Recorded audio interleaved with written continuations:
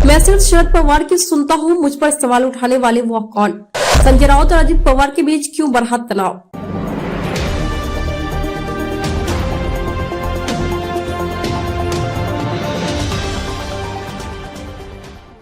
नमस्कार, मैं आपके साथ अंजना और आप देख रहे हैं नेशन न्यूज नेटवर्क। आइए नजर डालते हैं आज की खास खबर पर। संजय राउत ने कहा कि बीजेपी राज्य में कई विपक्षी नेताओं पर दबाव बनाकर उन्हें अपने साथ मिलाना चाहती है। इतना ही नहीं, इसके लिए बीजेपी केंद्रीय जांच एजेंसियों का भी सहारा ले रही है, जो पूरी तरह से लगता है। लेकिन इन सब के बावजूद बीजेपी को आगामी लोकसभा चुनाव में 100 सीटों का नुकसान होगा। मंगलवार को जब अजित पवार मीडिया के सामने आए थे, तब उन्होंने यह कहा था कि मैं बीजेपी में नहीं जा रहा हूँ।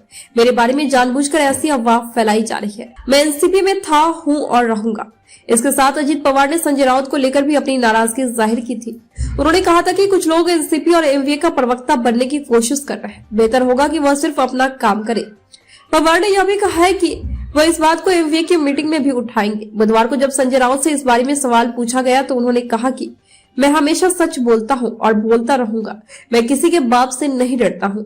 मैं सिर्फ शरद पवार की सुनता हूँ। अजित पवार में ऊपर सवाल नहीं खड़े कर सकते हैं। संजय राउत ने कहा कि मैं महाविकास अघाड़ी का चौकीदार हूं और मैं अपना काम करता रहूंगा।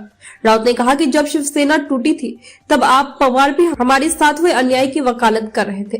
फिर मेरे बयान पर इतनी नाराजगी क्यों? अजित पवार ने क्या कहा था? मंगलवार को एनसीपी नेता अजित पवार ने संजय राउत का नाम लिए बिना उन पर निशाना साधा था। पवार ने कहा था कि पार्टी के बाहर के कुछ लोगों ने एनसीपी के प्रवक्ता बनने की कोशिश कर रहे हैं।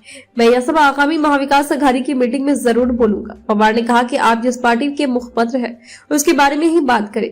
उन्हें अपनी पार्टी का पक्ष रखना चाहिए। हमारी पार्टी के नेता प्रवक्ता हमारा पक्ष रखने के लिए सक्षम है। लोकसभा में 40 सीटें जीतेंगे। संजय राउत ने कहा कि महाराष्ट्र में महाविकास अघाड़ी एमवीए 2024 का विधानसभा चुनाव एकजुट होकर 180 से 185 288 में से सीटें जीतने के लिए लड़ेगी और 48 लोकसभा सीटों में से एमवीए गठबंधन 40 जीतेगा।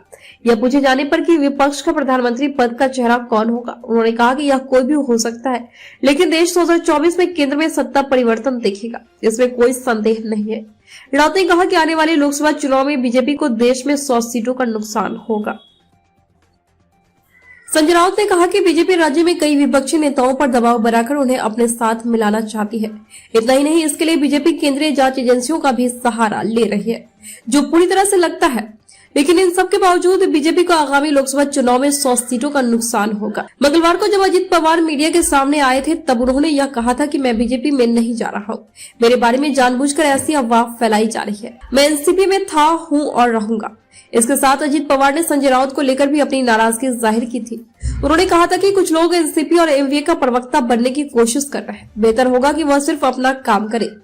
पवार ने यह भी कहा है कि वह इस बात को एमवीए की मीटिंग में भी उठाएंगे। बुधवार को जब संजय राउत से इस बारे में सवाल पूछा गया तो उन्होंने कहा कि मैं हमेशा सच बोलता हूँ और बोलता रहूंगा।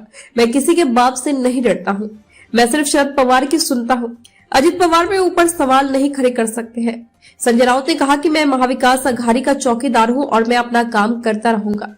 खबरों में अब तक के लिए बस इतना ही। फिर होगी आपसे मुलाकात ऐसे एक खास खबर के साथ। तब तक के लिए नमस्कार और देखते रहिए नेशन न्यूज नेटवर्क।